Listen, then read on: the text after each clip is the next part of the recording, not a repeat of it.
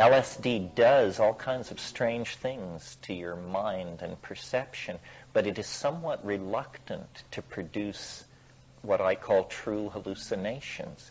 It will do that if you smoke a lot of cannabis on top of it, or lace a little mescaline on top of it. But pure LSD is somewhat reluctant to do what I'm after. And what I'm after are visions. These unfolding, visually beheld, incredibly complex, beautiful, meaning-laden scenarios. I didn't feel satisfaction in my pursuit of that till I got to psilocybin. So that's why I do it at night. And I mentioned music. Music, good point. And again, I take a harder line than most people. I listen to music on ayahuasca, especially because often it's being generated by human beings, and because ayahuasca has a tradition of music being visibly beheld. But when I take psilocybin or anything else like that, I don't play music because it's complete sensory overload. It absolutely dominates the experience. Now, if I were to take mushrooms and at the 2-hour mark, nothing whatsoever has happened, I might put on some music to try and coax it out of the woodwork.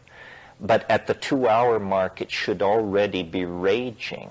Something has happened. Either you're full of food or the dose went off or something. So I find, see, what I'm interested in is the thing in itself, the ding on sich of it. What is it without music, without nature, without input from other people? What is it in silent darkness? And people say, well, especially people who've meditated, say, well, that sounds hideously boring. Not at all, my friend. You will have your hands so full in absolutely silent darkness if it works, that at 1 iota more of input would be unbearable. So I tend to advise against music. Also, know your music. I have had experiences where my goal in life became to survive to the end of the cut. You know, music is a magical art. And, you know, you just drop something on the turntable, and God knows what the motivation of this was. Yeah. Ego infused in that, and sort of trying to persuade you in some way to. It's definitely insidious. Well, and the art of music is to work on emotional modes. And here's a guy who wrote a piece of music, and his intent was for it to emotionally take people to pieces. Well, maybe you didn't know that was his intent, but you drop it on the turntable. Well, now. That's the advantage of a companion, though, because if you're under it, you don't want to be changing CDs. No, if you're going to listen to music, you definitely need somebody to run the machinery, I think. Yeah. Barry? The other thing with music, on the other side of it, music tends to, maybe just because I grew up in the 60s, but it brings back memories of the past. You know, there's associations, there's emotional entanglements, associations, and you're there again. You know, you may not want to be in the past. You may want to be free of those kinds of associations. That's one of the problems I've found. The other thing is that I was talking to a friend of mine who wants to purge a tape, and a newfound friend that said that they wanted to try the mushroom, but she said that, and I've heard this before from people on the radio, that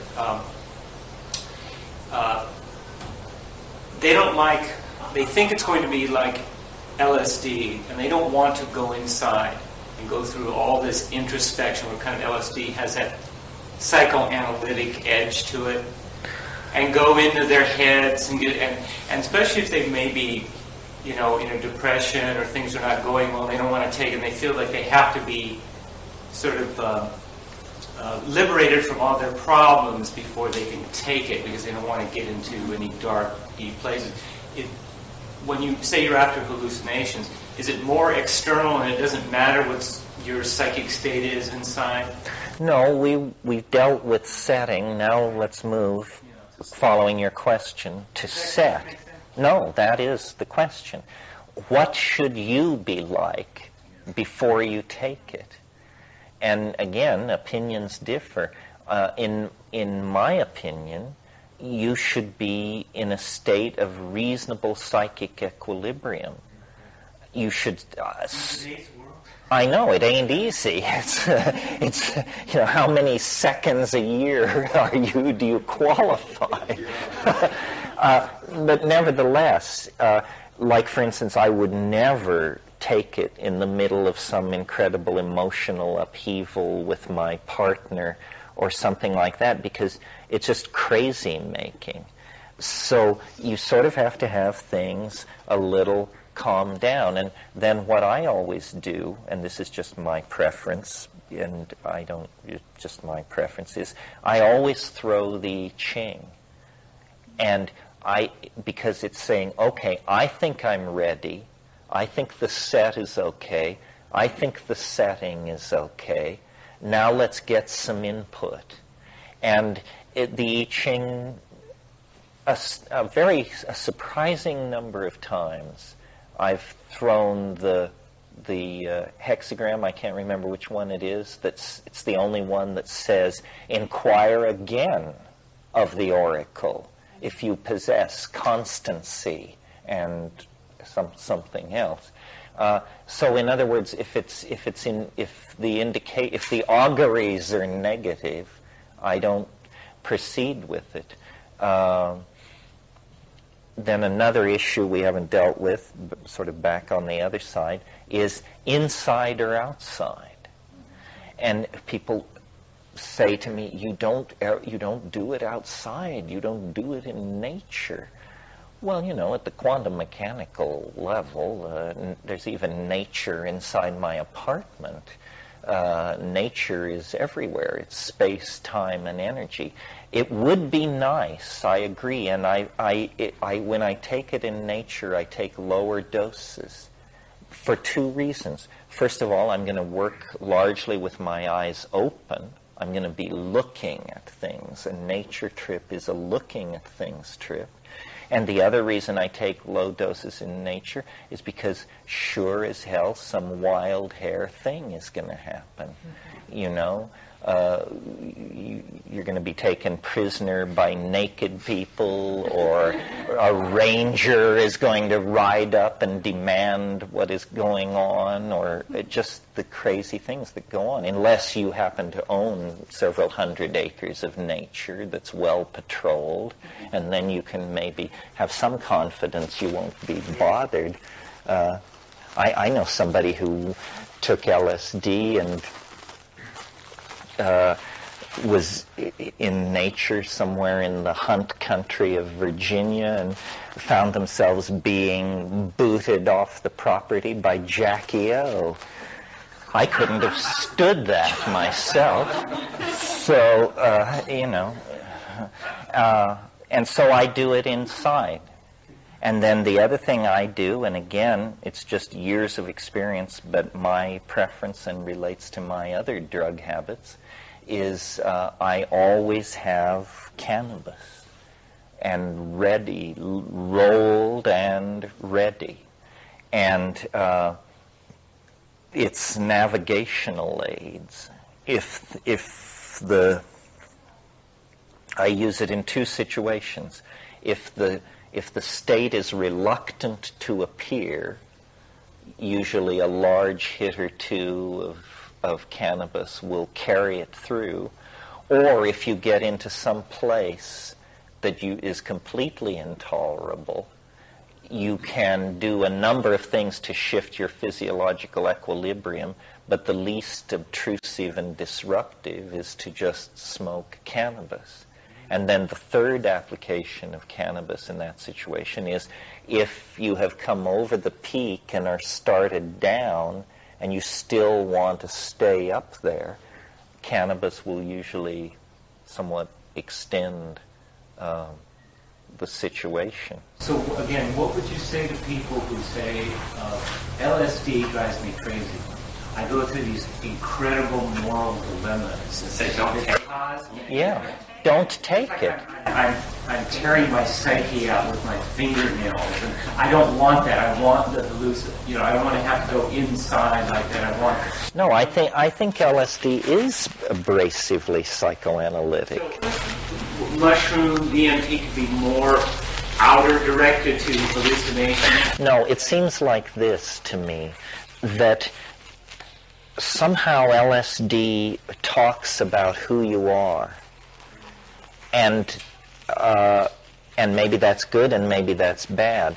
Psilocybin doesn't care who you are. It has a message it will deliver to any human being who shows up with their hand out, and it doesn't care who you are.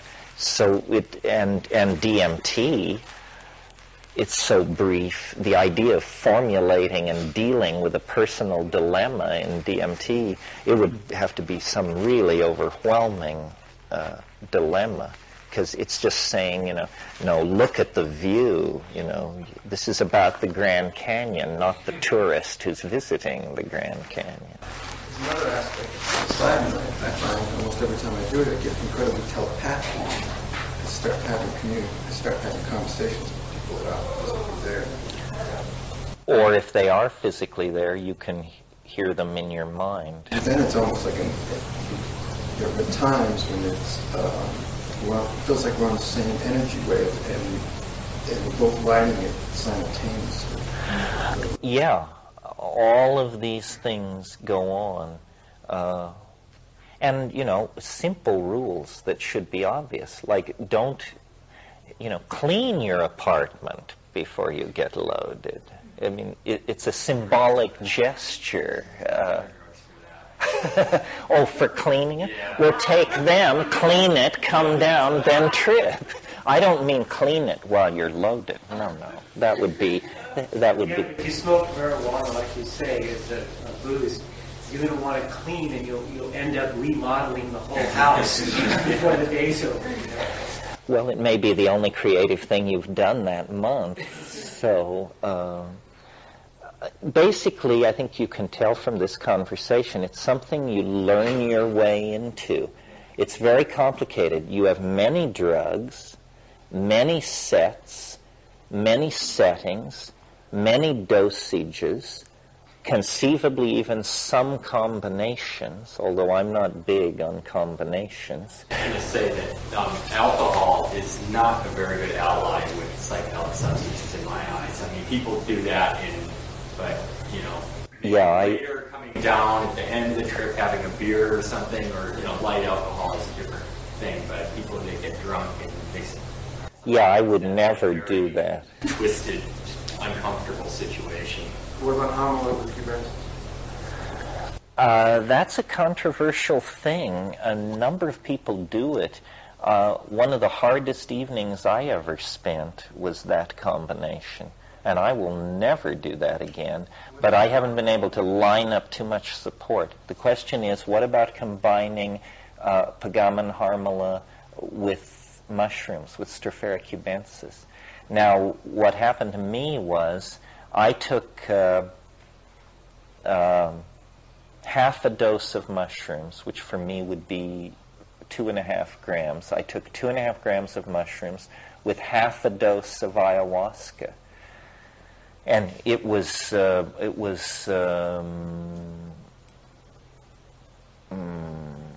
seemed crazy-making to me. Very, very, very unpleasant state. I think what was happening as I analyzed it later was that short-term memory absolutely would not transcript. And so I got into this strange loop which went like this. Something's wrong. What's wrong? Oh, God. Nothing's wrong. Okay. Something's wrong. What's wrong? Nothing's wrong. Okay. And it was serious, and it went on for about an hour, and I just did not know what to do. I had the image from 2001 of the guy outside the ship saying, "Open the pod doors, Hal." Saying, "I can't do that, Dave." "Open the pod doors, Hal." "I'm sorry, Dave." And it really seemed to me, I could almost see an enzymatic, I almost had like a nano-engineer's view of the problem. I could see at the synaptic level that the molecular machinery was lodged in some peculiar configuration, and I was broke into a sweat, and I just said, "Okay, I'm going to sit here till this goes away. I'm not going to start screaming. I'm not going to call for help. I'm not going to do anything. I'm just going to wait until this goes away." And then I started deep breathing as a strategy for metabolizing. And after 45 minutes or so, it kind of jiggled loose, and then it was like, "Oh, huh. Oh, wow, what a bummer that was." Now I know how Reagan feels all the time. Yeah, that's what it's like. It's a nightmare. Kathleen? I think that mixing is an effort to force a certain kind of content that we get addicted to. And I've come to believe that the visions and the content are not as important as how the neocortex is touched neurochemically. And that the way that's touched, I can carry that into my everyday life, and that's more important to me than a certain experience set in a certain time frame. Yeah, although I think the experience is the signifier of that state that you're talking about. I mean, you do want to come out of it with a sense of relief and accomplishment. I mean, it's sort of like orgasm, you know. There must be release of some sort, and a sense of, we did well, we came through, we learned something, we're back, we're ready to go forward with ordinary life, we won't forget, we affirm, we praise and offer thanksgiving, that kind of thing. To who? To the universe in all its diversity and complexity, that such a confluence of fortuitous elements could occur, that such a synergy to higher consciousness could even be possible. You know, Aldous Huxley called the psychedelic experience, he called it a gratuitous grace. He said it is neither necessary nor sufficient for salvation. Neither necessary nor sufficient, but it certainly makes it easier. So it's like a gift. It's like the universe is giving you 20 points at the beginning of the game just to help you along. If that's too highfalutin, then you just praise Bugs Bunny and Patrick Swayze. The reason I asked, you mentioned 2001, and Arthur C. Clarke has completed 3001 about 6 months ago, and I bought it, and it's kind of, he writes extremely dull, but he indicates that by 3001, man has come to the understanding that any thoughts of a creator was just superstition. And I found that very refreshing, because that's how I've thought for a long time. That's why a creator. Yeah. Well, you know, the universe is its own creator. I mean, the universe is some kind of autopoetic, it's an autopoetic process. If there is a goal in the universe, it's built into every move it makes. I don't see an intellect outside of space and time guiding things, and certainly not watching with bated breath the machinations of the human monkeys. I mean, nobody has time for that kind of thing. So the universe is a self-creating mystery of some sort. And mystery should not be heard as unsolved problem. It's not an unsolved problem. It's a mystery. It's completely ever renewing itself right in front of you. Life teaches this if you're paying attention. Psychedelics almost rub your nose in it. Yeah.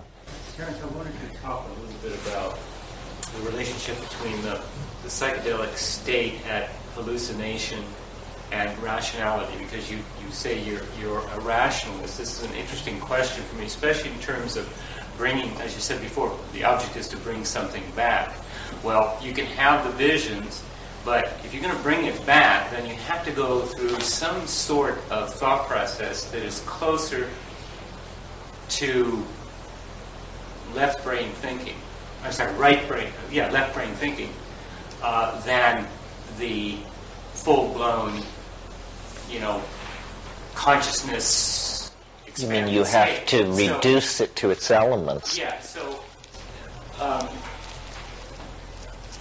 when you say you're a rationalist, it's an odd kind of rationality. I wonder if you could talk about that, because I think I see what you mean, but your rationality, your reason, is more like a supercharged thought process that's the syntax of its logic is closer to poesis and a poetic process like Plato would have, his kind of thoughts, than it is, So would you talk about the relationship where rationality kicks in and what that's all about?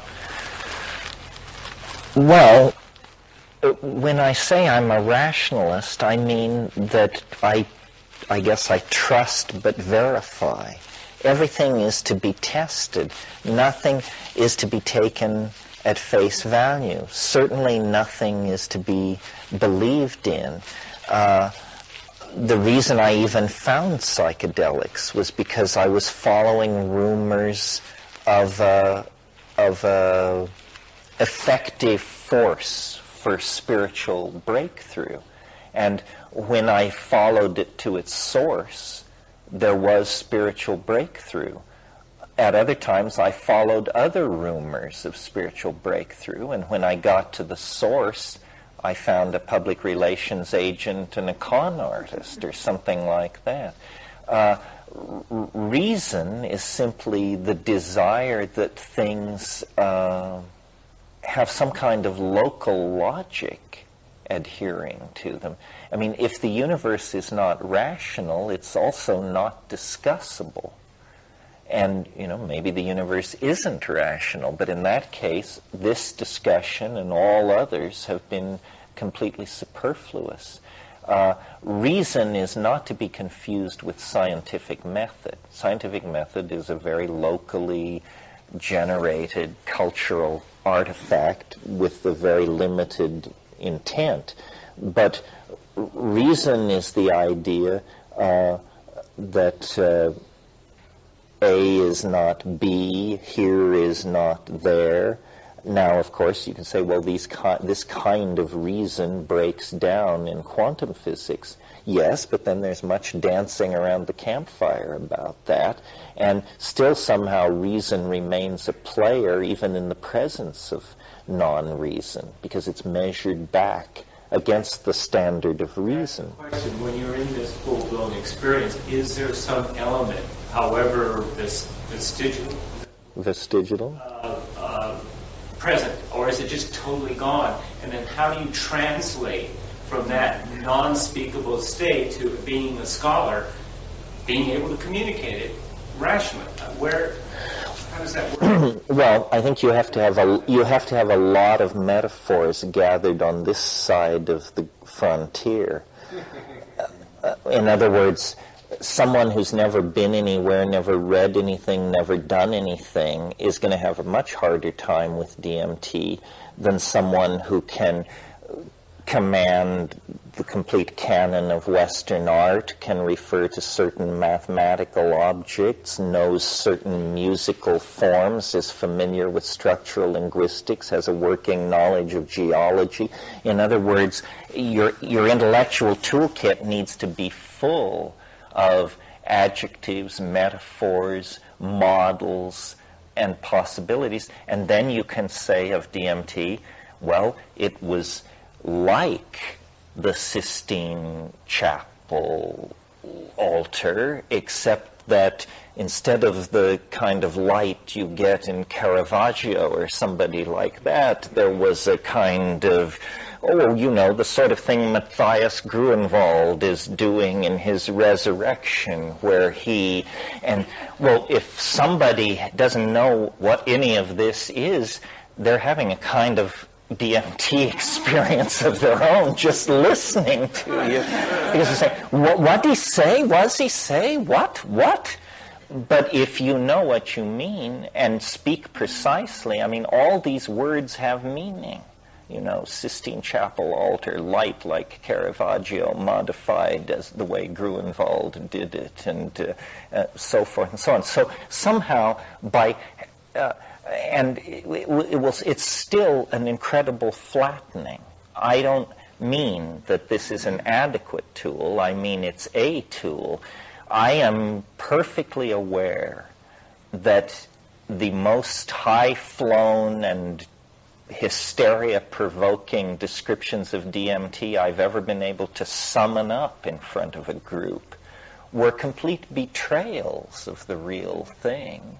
So not what it was that the word lie is almost applicable. But it's the best I can do. And that's why I have said this morning, this idea of building the internet as a net for capturing the alien mind. If we go into the internet and I build the weirdest and most mind-boggling virtual reality I can imagine, and then turn it over to you, and you come in and add your filigrees, adumbrations, cupolas, and what have you, and then we hand it over to you, and you do the same. By now, this thing has gotten pretty weird. Just this intensification of weirdness, slowly we can build up an image of it.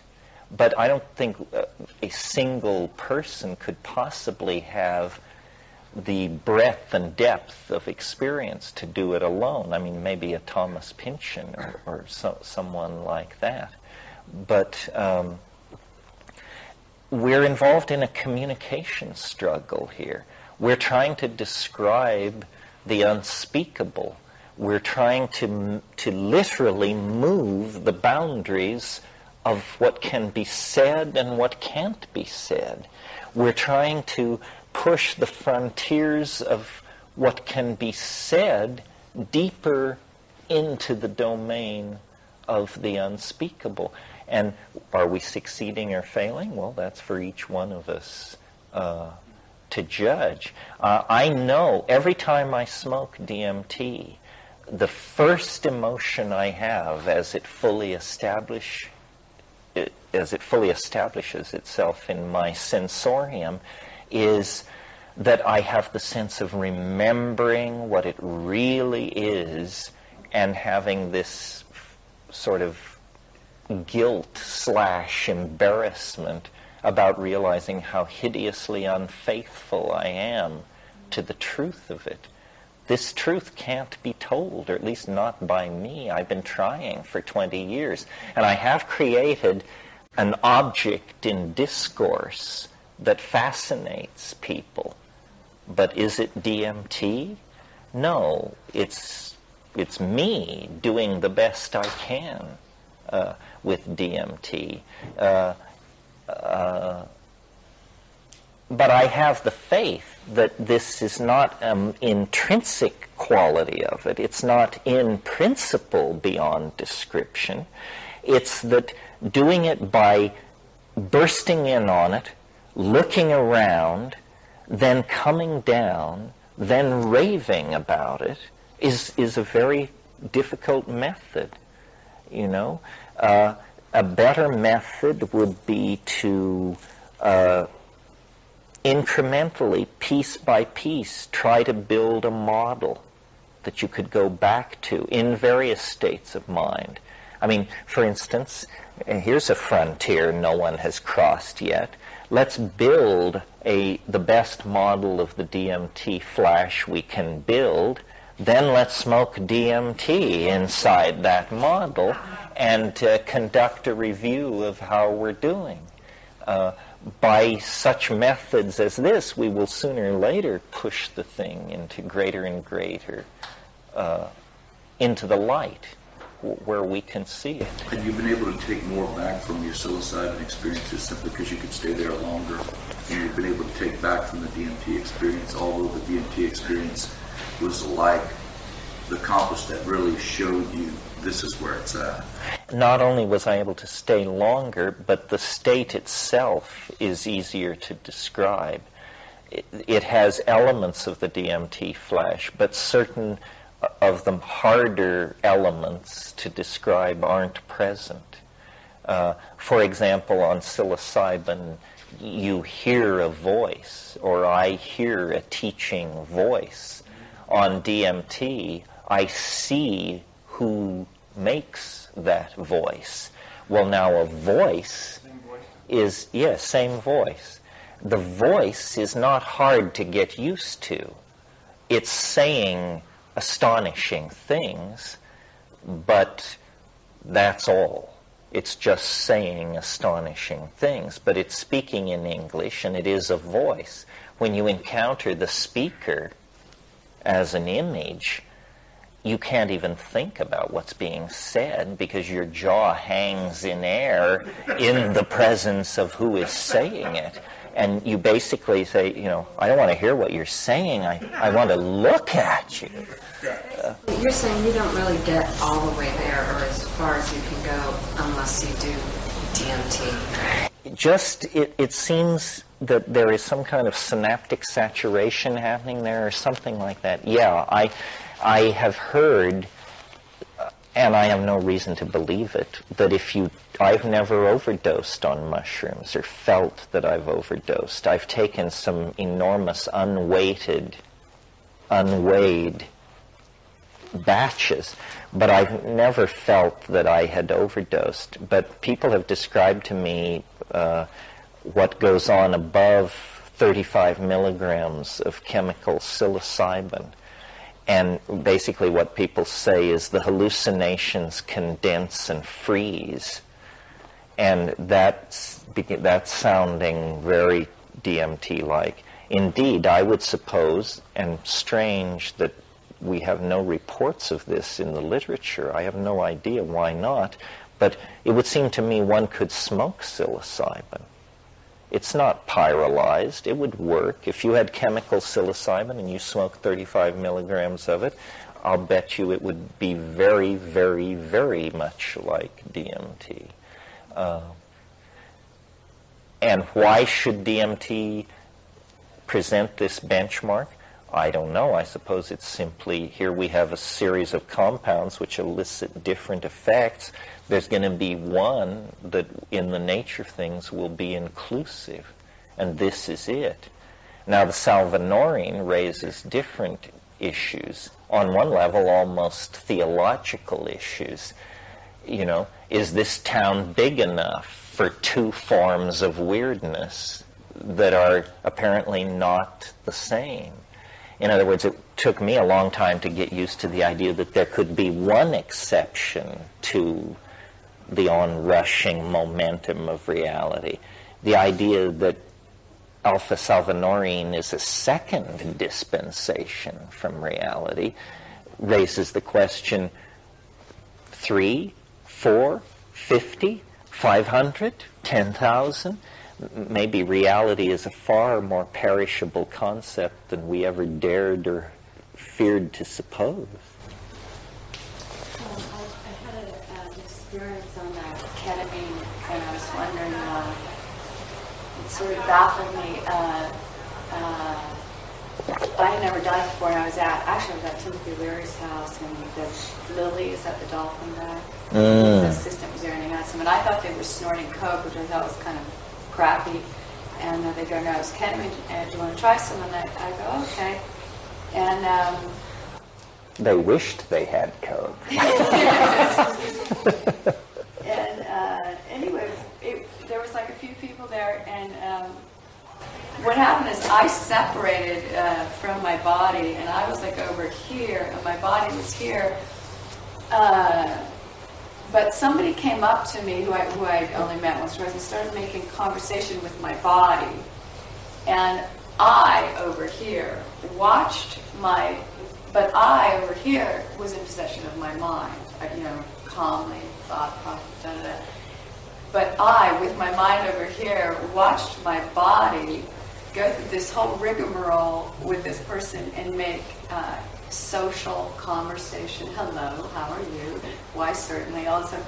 And I watched myself, and I couldn't for the life of me figure out how, because I knew I had my brain over here, so the brain that was playing the game over here was like something else, but yet it was my facial muscles were smiling when it was appropriate to smile.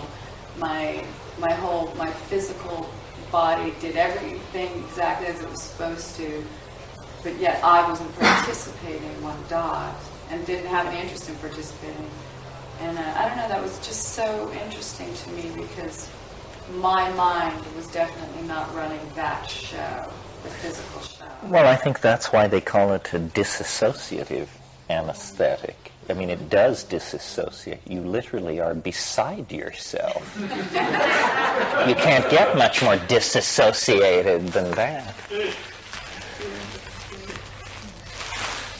Yeah. Terence, have you ever audio taped yourself under the influence of DMT? Oh, yeah. I did early on, did all that.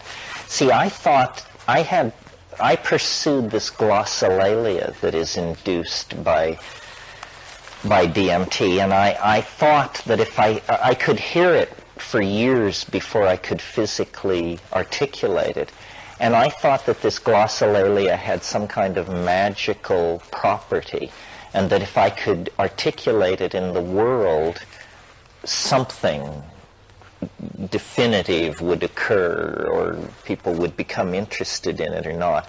And it's that on DMT, some people, and I'm one of them, speak in strange languages spontaneously. They don't even, in some cases, know they're doing it. They just seem to fall into this. And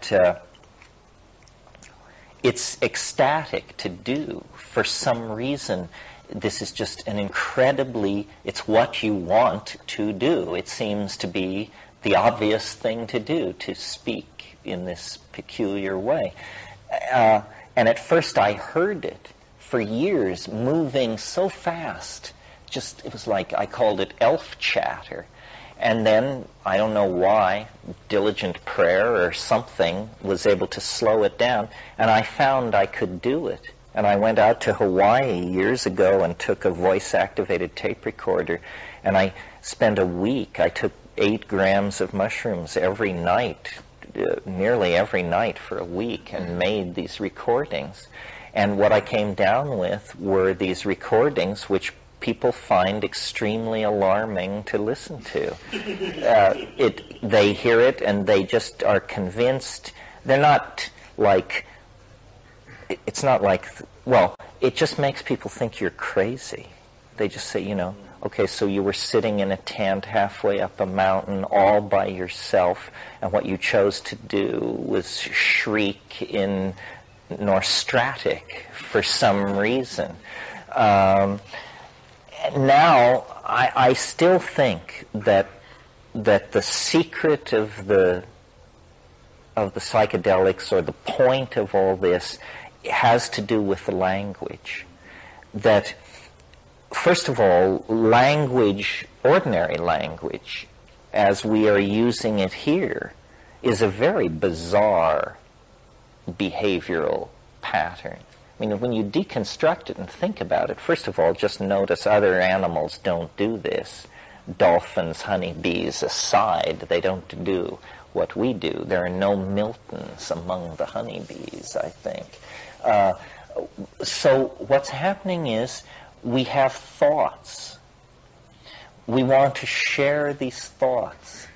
We have evolved a system where the thoughts are transduced into mouth noises, small mouth noises, which are conventionally assigned meaning. In other words, inside the context of a culture, book means book in English. Book does not mean this in some other language. It may mean something else, food, sex, or death.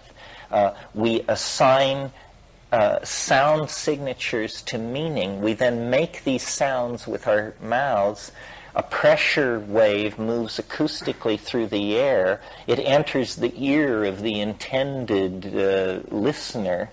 The listener also has a dictionary acquired through cultural convention.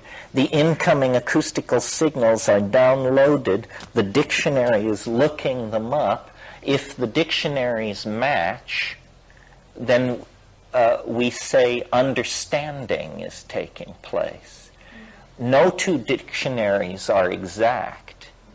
And in fact, one of the uncoolest things you can do in most social situations is to say to someone, would you explain to me what I just said? It usually brings the party to a screeching halt because the world is really running on, yeah, oh yeah, well, yeah. And when you break that illusion of grunts and say, no, I just said something quite complicated. Would you please iterate it for me with fidelity? Most people can't do this at all. So we have a problem. We possess language. We've built a world out of language. But our language it's like using 300 baud modems to try and run an internet or something. It's so squeezed that we can barely get anything across. Well, then you go into the DMT space, and here is language which you don't listen to, but which you see. The DMT creatures generate topologies, colored, moving, self-transforming surfaces that are laden, God knows how, with meaning. Not conventional meaning, because conventional language can carry conventional meaning. But these colored modalities are like a hyperdimensional language, or what I call a visible language. And when we talk about language, we say things like, I see what you mean, or he told a really colorful story, or she's such a colorful speaker. In other words, we reach for visual metaphors to indicate linguistic clarity. And in Spanish, same thing. You say claro means it's clear. Das ist klar. Wouldn't that refer to what the linguistic evokes in the hearer, which may be colorful? Well, somehow we associate understanding with visual definition. And so it seems to me that probably language is an evolutionary process that is only partially complete. And that and what put me onto this, interestingly, is these songs that are sung in the Amazon on ayahuasca. The people take ayahuasca, they gather in darkened rooms and huts. Then the shamans sing. Then they pause to smoke and take a leak. And then you hear people saying stuff like, commenting on the song, I liked the part with the orange stripes and the metallic rippling, but I thought the olive drab and yellow section was just too twee. What kind of a criticism of a song is this? It's a criticism of a painting, not a song. And then you realize, aha, the song is a painting. I'm the only one in the room listening to the song. Everyone else that is born in the acoustical domain, but seeks to grow and mature into the domain of the visually beheld. Now, I always thought, perhaps you did too, that telepathy meant you hear what I think. I hear what you think. I don't think that's what telepathy is. Telepathy is you see what I mean. You see what I mean. And a great communicator can make you see what they mean. And what's happening is your evolutionary ability to process language is being brought right to the edge. Well, then this whole thing is running on brain chemistry, serotonergic chemistry, chemistry not that different from the chemistry of the psychedelic experience. You change these brain chemicals around, and according to McLuhan and other students of communication and media, how we process language is actually not a biologically determined thing. It's a culturally determined thing. We hear speech because we live inside a print-created modality. Before print, people's heads were filled with very different stuff in the act of communicating. And so I don't know how it would work, but I can see we need a special form of communication. Perhaps we can do it with drugs, modified ayahuascas of some sort, or perhaps we can do it with virtual reality. If you think about virtual reality for a moment, it's a very tortuous, low-speed technology, but the end result of it is you see what I mean. I go away for 6 months, animate, texture, embed all this stuff in VRML brackets and everything, and then I say, here's, that hallucination I described to you 6 months ago? Now I'd like to show it to you. Here it is. Now do you see what I mean? And of course you see what is meant, because unlike acoustically modulated speech, where there is this necessity for congruent dictionaries, when something has a three-dimensional modality, no dictionary is necessary. In other words, when you and I, if I read a paragraph from Proust, then we could spend an hour discussing, as you all have in lit class, I'm sure, what did the author mean? We discuss it. But if I show you a sculpture, we see what the author meant. There may be ambiguity, but it's at a different level. The intent of the artist is beheld with perfect clarity. The intent of the artist was to build this unambiguous object. Words are always clothed in ambiguity because no two people define a word the same way. Where, I have a certain amount of faith that when we look at this thing, you the Jew, you the Christian, you the smart person, you the dumb person, you the Buddhist, we all still see the same glass. But if I were to describe it, then, ideology would amalgamate and compromise it. Yeah. What about other types of meaning that aren't conveyable through this kind of a language? Because you have, I'm trying to think of something that I can't really think of a good example other than, like, a woman having just like kind of perfume on, and she's that's a meaning that she's wearing that scent. or something like this, that other senses, and that's conveying meaning. How do you bring that into this kind of language? Well, we experience other meanings than acoustical in the present world.